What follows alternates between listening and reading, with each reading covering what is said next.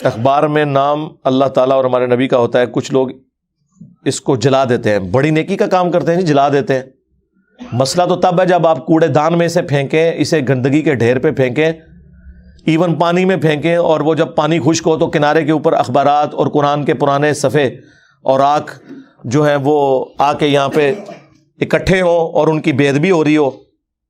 الا یہ کہ آپ اسے دریا میں یا ڈیم میں بہانا چاہتے ہیں تو ایک مضبوط سی بوری میں ان کو بند کریں اور آگ کو، اس میں کوئی وزنی پتھر ڈالیں اور سینٹر میں جہاں پانی ہے وہاں پھینکیں تاکہ وہ پیندے میں جا کے بیٹھ جائے۔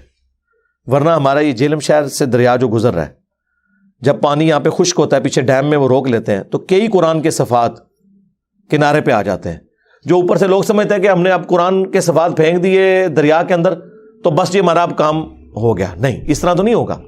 تو سب سے بہترین طریقہ وہ ہے جو حضرت عثمان نے اڈاپٹ کیا، جو بخاری میں آتا ہے کہ انہوں نے قرآن کے اوراق کو آگ لگا دی تھی۔ جب وہ راکھ بن جائیں گے تو وہ اپنی اصل کھو چکیں گے اور بے ادبی بھی ان کی نہیں ہوگی۔ لیکن خدا کا نام ہے کسی کے سامنے نہ کرنا، ورنہ تسی گئے شہید۔ کیونکہ لوگ تو اسے گستاخی سمجھتے ہیں۔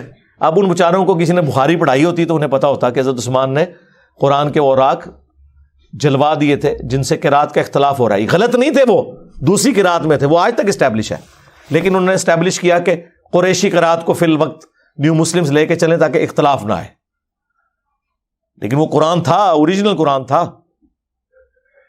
آج کل وہ ایک بندے کی ویڈیو بھی کافی کچھ سال پہلے وائرل ہوئی تھی، انہوں نے کوئی پہاڑوں کے اندر ٹنلز کھودی ہوئی ہیں پرانے قرآن کے اوراق، وہاں پہ وہ ڈمپ کر رہے ہیں۔ بہت اچھی بات ہے، اگر کوئی ایسے کرنا چاہتا ہے ضرور کرے، لیکن آگ لگانے میں بھی کوئی حرج نہیں ہے۔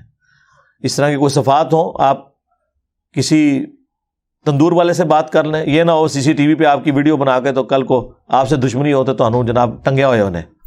بہتر یہ کہ کچھ کرنا ہے تو گھر میں ہی کریں ایسے، اور کسی کے سامنے نہ کریں۔ ادروائز آپ زمین میں بھی دفنا سکتے ہیں۔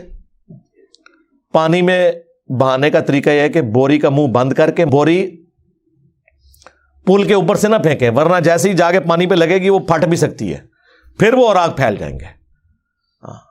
کشتی ہائر کریں۔ ویسے تو ہمارے علاقوں میں تو اب کئی ایک تنظیمیں ہیں جو باقاعدہ کلیکٹ کرتی ہیں یہ اوراق، ان کو فون کریں، وہ کلیکٹ کرتے ہیں۔ کئی مسجدیں ہیں جن میں پرانے اوراق آیات وہ جمع کیے جاتے ہیں، پھر وہ بعد میں کہتے ہیں کہ جی آپ فلاں دن کو ہمارا یہ ٹرک روانہ ہوگا۔ واکینٹ میں مجھے یاد ہے جن دنوں میں یونیورسٹی میں پڑھتا تھا تو واکینٹ بھی ہم جایا کرتے تھے ٹیکسلا سے، تو وہاں مساجد میں باقاعدہ اناؤنسمنٹ ہوتی تھی کہ جی اس ویکینڈ پہ ٹرک جا رہا ہے، جس نے کوئی پرانے اوراق دینے ہیں، کوئی دینیات کی کتابیں، کوئی پرانے قرآن وہ دے دیں۔